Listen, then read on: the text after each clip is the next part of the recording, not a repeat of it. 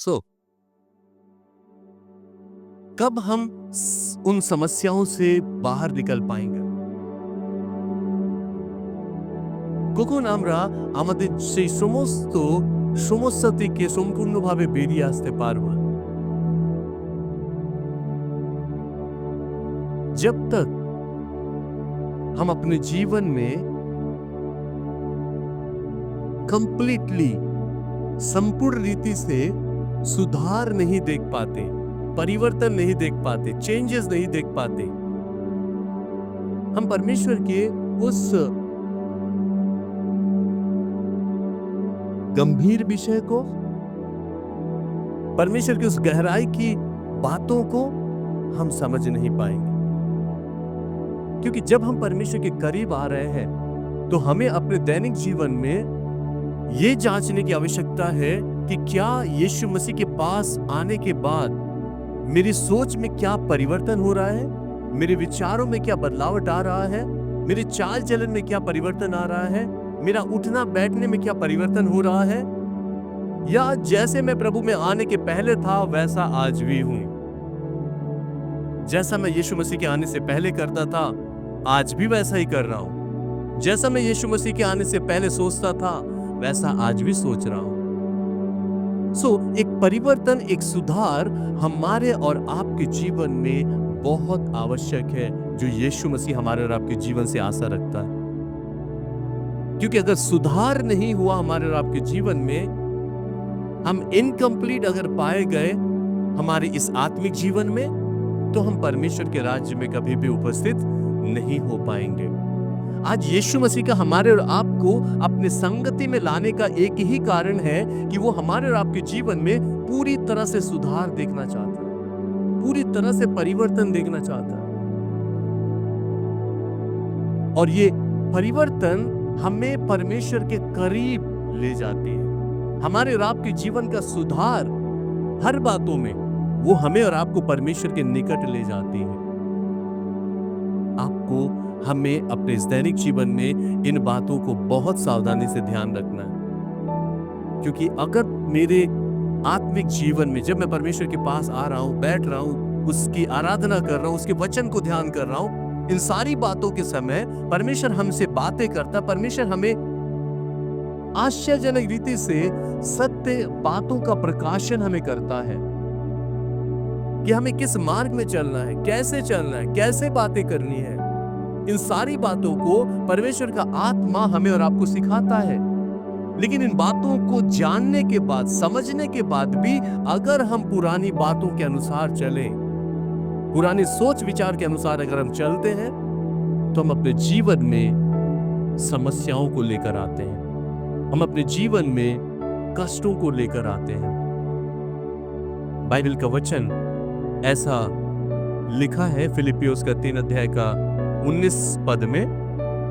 फिलिपियो 3 अध्याय का 19 पद।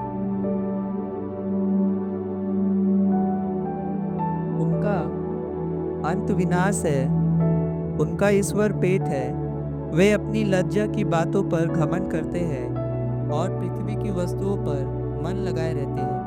हालेलुया। बागनाते তাহাদের পরিণাম বিনাশ, উদর তাহাদের ঈশ্বর এবং নিজ লজ্জাতেই তাহাদের গৌরব, তাহারা পার্থিব বিষয় ভাবে। आमीन। प्रभु की स्तुति हो। या परमेश्वर का वचन कहता है कि उसका अंत विनाश है और उनका पेट ईश्वर है और वे अपनी लज्जा की बातों पर घमंड करते हैं और पृथ्वी की वस्तुओं पर मन लगाए रहते हैं। परमेश्वर जो हमारे और आपके जीवन को अपने पवित्र वचन के अनुसार हमसे और आपसे बातें करता है, वो उस परमेश्वर की योजना हमें और आपको अपने जैसे बनाना, हमें और आपको अपने जैसे देखना, हमारे और आपके जीवन में उसके स्वभाव को वो खोजना चाहता है, देखना चाहता है।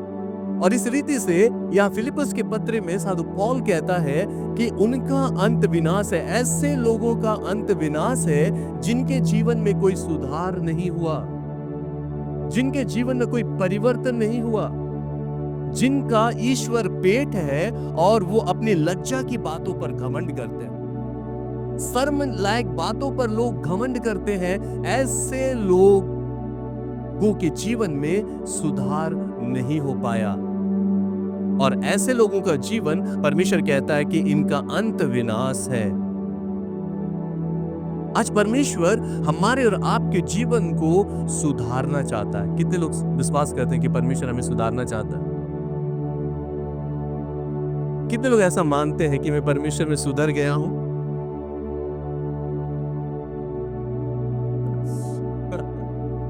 ये थोड़ा सा टफ है।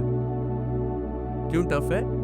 क्योंकि कहीं ना कहीं कोई ना कोई गलती में मनुष्य पाया जाता है, किसी न किसी भूल में मनुष्य जकड़ा हुआ पाया जाता है और इस प्रकार वो नहीं कह पाता कि परमेश्वर मैं पूरी तरह से सुधर गया हूं।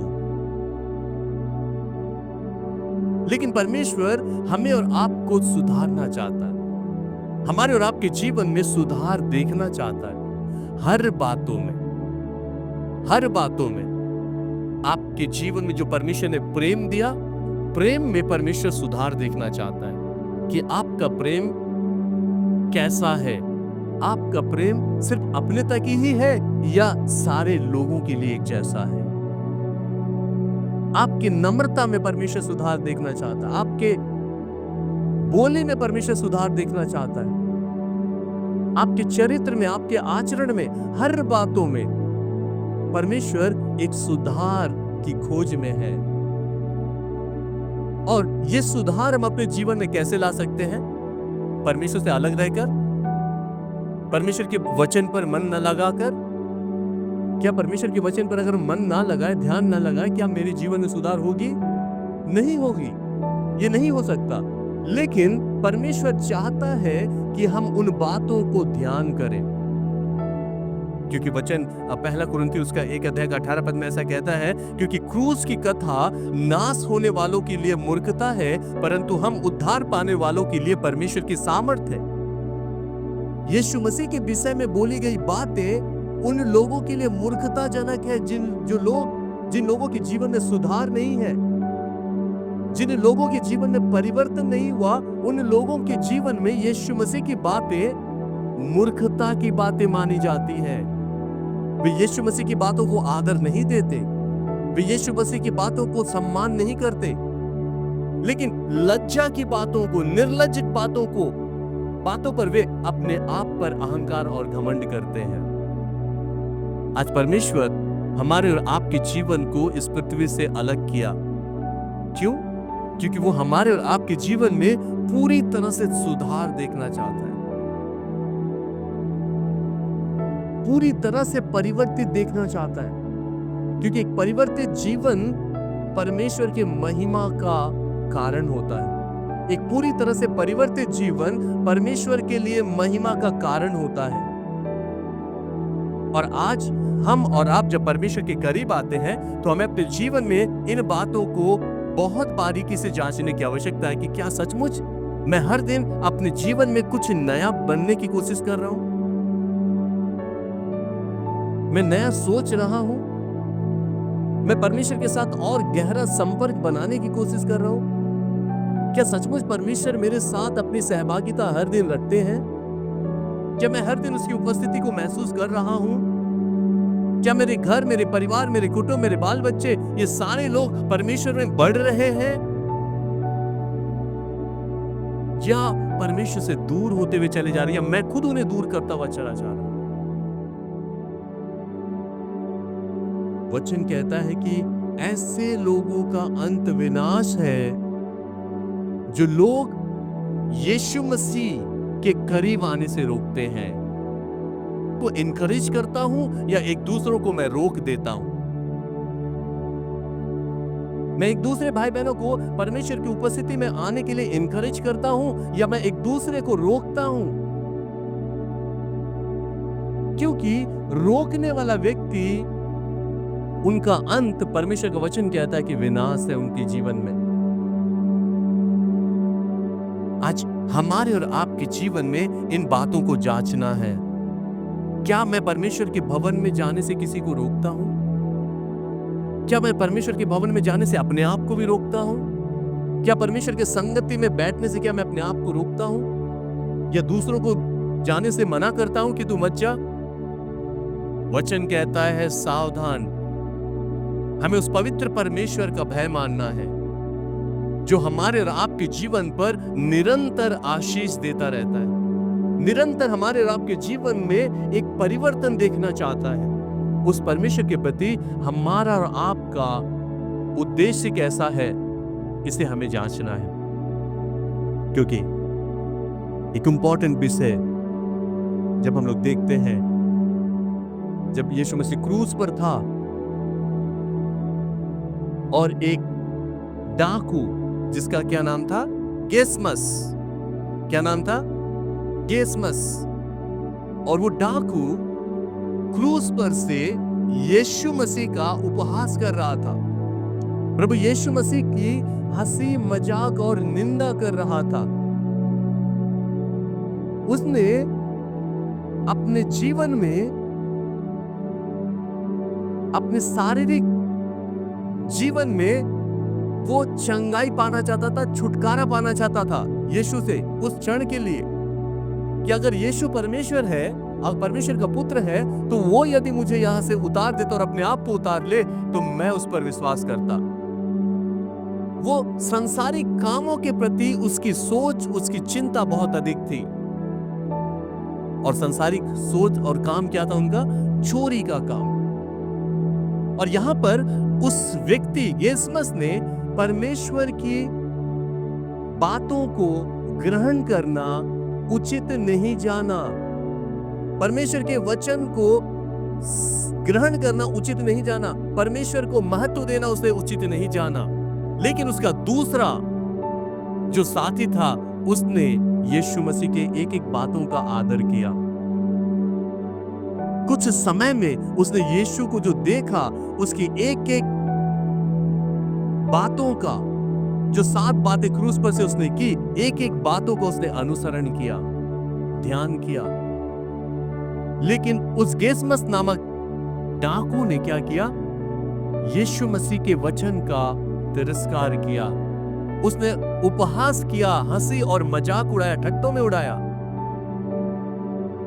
उसने अपने साथी की बातों को भी उसने ध्यान नहीं दिया। उसके साथी ने उसे कहा था कि तू चुप रह, तू उसकी क्यों निंदा करता है, तू भी तो वैसे ही सजा पा रहा है। लेकिन उसके साथी ने जब उसको रोका उसकी निंदा करने से, उसके साथी की बातों पर भी उसने ध्यान नहीं दिया। अगर वो ध्यान देता, उसके साथी ने जैसा अपने मन को पश्चाताप किया अपने भूलों के लिए, उसके साथी जैसा यीशु मसीह के साथ स्वर्ग गया, वो भी अगर अपने मन को पश्चाताप करता तो वो भी उस समय यीशु के साथ जा सकता था। लेकिन उसने यीशु की बातों पर ध्यान नहीं किया, अपने साथी की बातों पर उसने ध्यान नहीं दिया। आज हम में से कई भाई बहन, जब आपके करीबी भाई बहन जो आत्मिक रीति से चल रहे हैं, जो आत्मिक रीति की आत्मिक बातों को जब आपको बताते हैं, सुनाते, समझाते हैं, तो हम उनके बातों को ग्रहण करना नहीं चाहते, हम उनके बातों के अनुसार चलना नहीं चाहते, हम उनकी बातों को सुनकर चलना चाहते हैं जो जिनकी सोच, जिनकी चिंता, जिनका चाल चलन गलत है। आज मेरे प्रिय भाई बहनों, हमें और आपको अपने इस आत्मिक जीवन में एक सुधार की आवश्यकता है जो परमेश्वर हमारे और आपके जीवन में देखना चाहता है। और इस प्रकार वो व्यक्ति अपने पाप में क्या हुआ? मारा गया। अपने पाप के कारण वो मारा गया और उसे किसी प्रकार की मोक्ष नहीं मिली, शांति नहीं मिली। उसका अंत विनाश, नरक की आग में हमेशा हमेशा के लिए वो व्यक्ति चला गया। लेकिन उसका साथी कहां गया?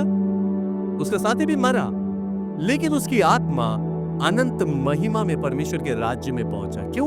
क्योंकि उसने अपनी आत्मा में सुधार कर लिया था। पश्चाताप के कारण, पश्चाताप करके उसने अपनी आत्मा में एक परिवर्तन किया, अपनी आत्मा में उसने सुधार लाया। और आज हमें और आपको भी अपनी आत्मा में सुधार लाने की आवश्यकता है। अगर आप अपनी आत्मा में सुधार नहीं लाते तो आप अनंत विनाश के द्वार में पहुंचाए जाएंगे जहां से वापसी नहीं है। इसलिए एक पद जो मत्ती रचित सुसमाचार में लिखा गया है 12 अध्याय का 43 से 45 तक मैं पढ़ता हूं। यह वचन ऐसा कहता है कि जब अशुद्ध आत्मा मनुष्य में से निकल जाती है तो सूखी जगहों में विश्राम ढूंढती फिरती है। जब अशुद्ध आत्मा एक मनुष्य से निकल जाती है तो वो सूखी जगहों में क्या करती है? स्थान ढूंढती है। तो एक अशुद्ध आत्मा कब निकलती है एक मनुष्य के जीवन से? जब एक मनुष्य अपने जीवन को पूरी तरह से परमेश्वर के चरणों में समर्पित करता है। एक व्यक्ति जब अपने जीवन को परमेश्वर के चरणों में समर्पित करता है, परमेश्वर को ग्रहण करता है, उस दिन उसके जीवन से वो अशुद्ध आत्मा क्या होती है? बाहर निकल जाती है।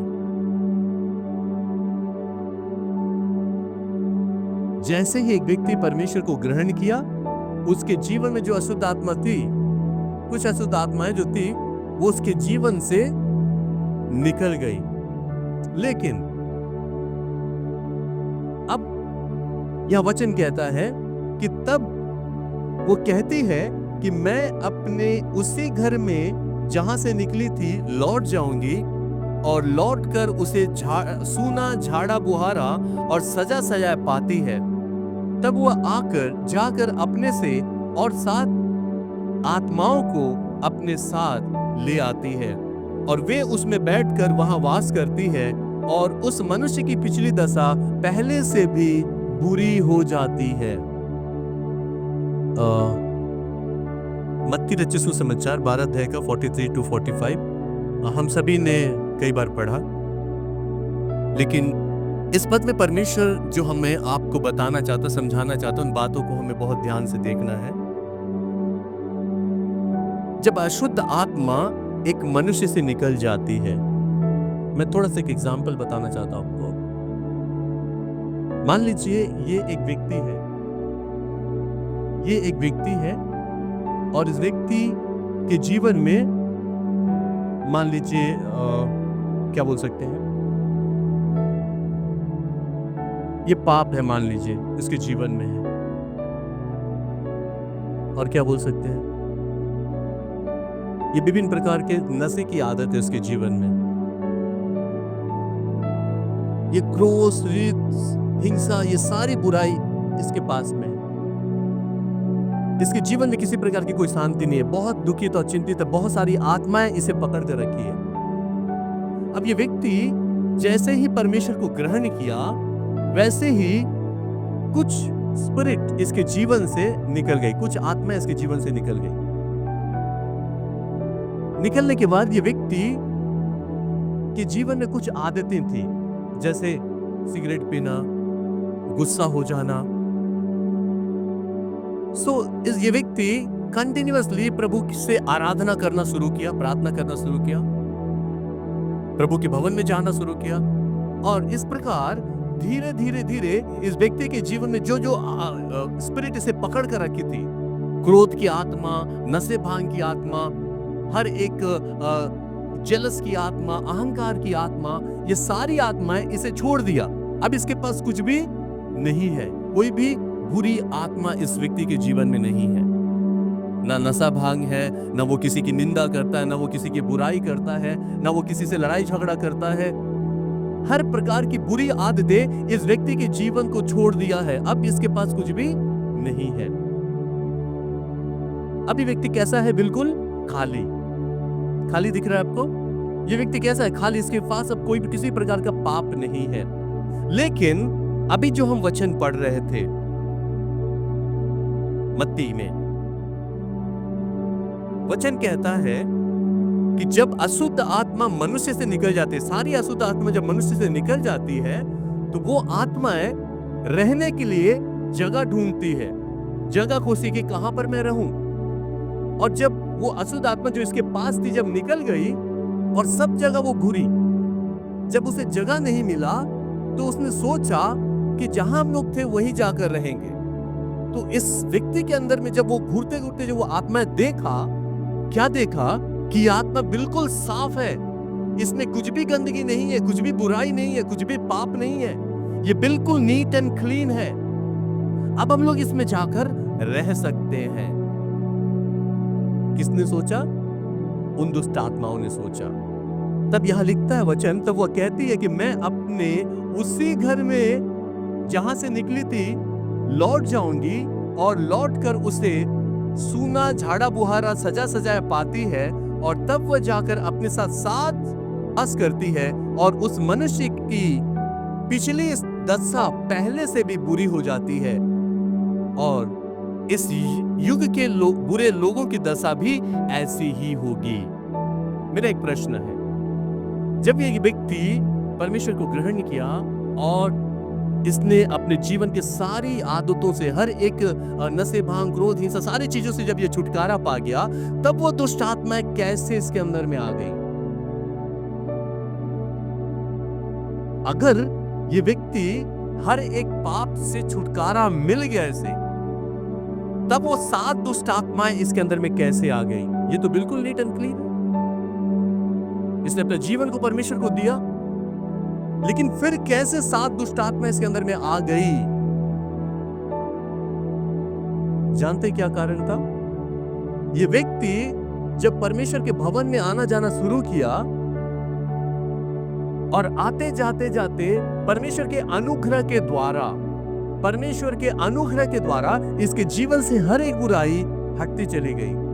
हर एक क्रोध, हर एक हिंसा, लड़ाई झगड़े, नशे, भांग, सब कुछ इसके जीवन से दूर हो गए, और ये व्यक्ति अपने आप में महसूस करने लगा, अब मैं बिल्कुल ठीक हूं, अब मैं उसके जैसा नहीं हूं, अब मैं उसके जैसा नहीं हूं, अब उसके जैसा मैं क्रोध नहीं करता, अब उसके जैसा मैं नहीं हूं, मैं बहुत अच्छा हो गया हूं, मैं बहुत अच्छा हो गया हूं। और ये व्यक्ति अपने आप में अच्छा मानना शुरू कर दिया,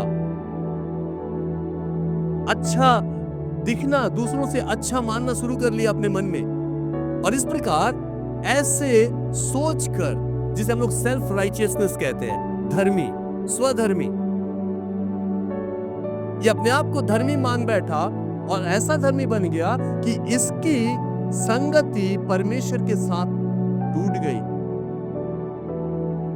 ये पहले जब परमेश्वर के पास आया था, उस समय परमेश्वर के साथ इसका संपर्क था, लेकिन जैसे जैसे हर एक बुराई इसको छोड़ दिया, इसका आत्मिक रिलेशन जो परमेश्वर के साथ होना चाहिए, वो रिलेशन बिल्कुल इसके साथ नहीं बना पाया। मतलब परमेश्वर की आत्मा की अनुपस्थिति। और अगर परमेश्वर की आत्मा की अनुपस्थिति किसी भाई बहन के जीवन में है, तो बी केयरफुल, बहुत सावधान, क्योंकि जो आत्माएं आपको छोड़कर निकली है, तो वो दोबारा आपके जीवन को तबाह कर सकती है, यदि आप अपने जीवन को आत्मिक रीति से परमेश्वर के साथ नहीं बना पाए। आप अपने जीवन को यीशु मसीह के साथ गहरा एक संपर्क में अगर नहीं बना पाए, तो आपके जीवन में भी जो आत्माएं आपको छोड़कर गई है, वो दोबारा आकर आपके जीवन को नष्ट और बर्बाद कर सकती है। इसलिए हम ये ना हो जाए कि मैं बहुत धर्मी हो गया हूं, हम अपने मन में ये ना सोच रहे कि मैं बहुत अच्छा हो गया हूं, मैं उससे अच्छा हूं, मैं उससे अच्छा हूं, और इस प्रकार की सोच रखकर मैं दुष्ट आत्माओं से फिर ना गिर जाऊं, क्योंकि मेरा उस परमेश्वर के साथ जब संपर्क टूट जाता, मेरा मन जब उसके साथ नहीं होता, तो मेरे मन में शैतान बहुत सारी बातों को क्या करता है, उगाता है, आप समझ नहीं पाएंगे। और इस प्रकार इस व्यक्ति की स्थिति कैसी हो गई? वो 7 दुष्ट आत्माएं इसके अंदर में जब बैठी, इसका जीवन पूरी तरह से क्या हो गया, तबाह हो गया, नष्ट हो गया। आज हमें और आपको भी परमेश्वर आगाह करता है, सचेत करता है, सावधान करता है। जब आप प्रार्थना करते हैं, जब आप प्रभु के करीब आते हैं, क्या आप आत्मा में प्रार्थना करते हैं? क्या आप आत्मा में भर के प्रार्थना कर रहे हैं, आत्मा की उपस्थिति में प्रार्थना कर रहे हैं? क्या आप परमेश्वर की आत्मा की उपस्थिति को महसूस कर रहे हैं, या उसकी आत्मा के बगैर ही आप प्रार्थना कर ले रहे हैं? इन बातों को आपको बहुत सीरियसली अपने इस दिमाग में सोचना है। क्या आप जब परमेश्वर के पास बैठे कि परमेश्वर का आत्मा आपको परिपूर्ण कर रहा है? क्या आप उसकी आनंद में भर रहे हैं, या उसके आनंद के बिना ही आप प्रार्थना करके उठ जा रहे हैं? और ऐसी परमेश्वर की आत्मा की अनुपस्थिति आपके जीवन में अगर है, तो ये बहुत दुख का विषय हो सकता है आने वाले दिनों के लिए। और इस व्यक्ति के जीवन में क्या पाया गया? सुधार तो हुआ था, शारीरिक सुधार उसके जीवन में हुआ, बहुत सारे आत्मिक सुधार भी हुआ, लेकिन आत्मिक रीति से परमेश्वर के साथ उसका कोई संपर्क वो नहीं बना पाया। परमेश्वर के साथ आत्मिक संपर्क ना होने के कारण यहां आत्मा नहीं पाई गई, और शैतानों ने देखा कि यहां पर क्या है, बहुत साफ सुथरा है, शुद्ध है, किसी प्रकार की बुराई नहीं है, लेकिन यहां कोई कौन नहीं है? परमेश्वर का आत्मा नहीं है। और तब वो 7 दुष्ट आत्माएं आकर इसमें बैठ गई और इसका जीवन पहले से भी और भी बदतर बुरा कर दिया। इसलिए आज हमारा और आपका जीवन यीशु मसीह की दृष्टि में बहुत बहुमूल्य है। यीशु मसीह इन वचनों के द्वारा हमें और आपको सचेत और सावधान करते हैं कि हम अपने मन को इस जगत और संसार में ना दे दें। हम अपने मन, अपने विचारों को जगत संसार के अनुसार हम ना चले, क्योंकि जगत संसार हमारा और आपका नहीं है।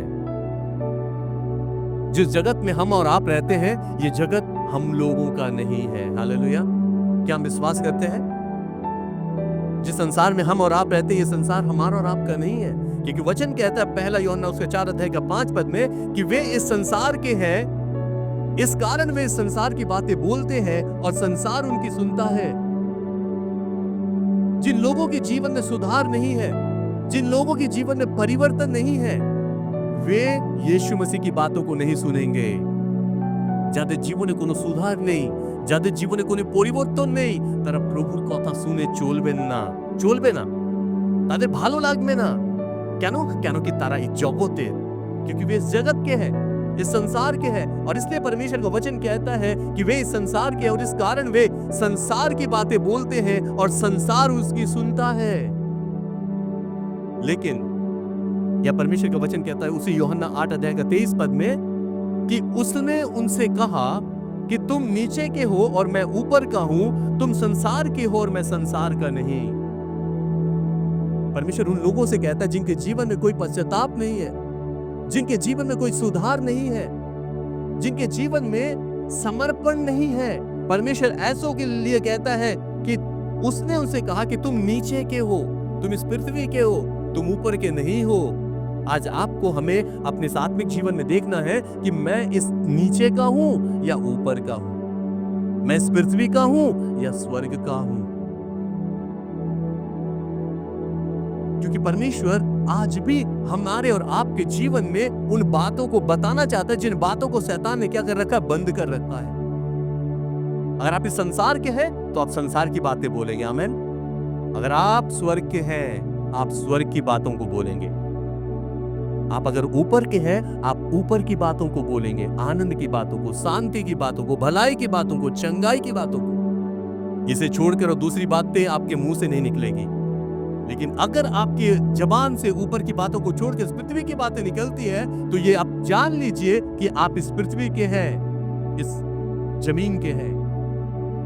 और जो इस पृथ्वी के हैं वो इस पृथ्वी में रह जाएंगे, और जो ऊपर के हैं वो ऊपर चले जाएंगे। हालेलुया।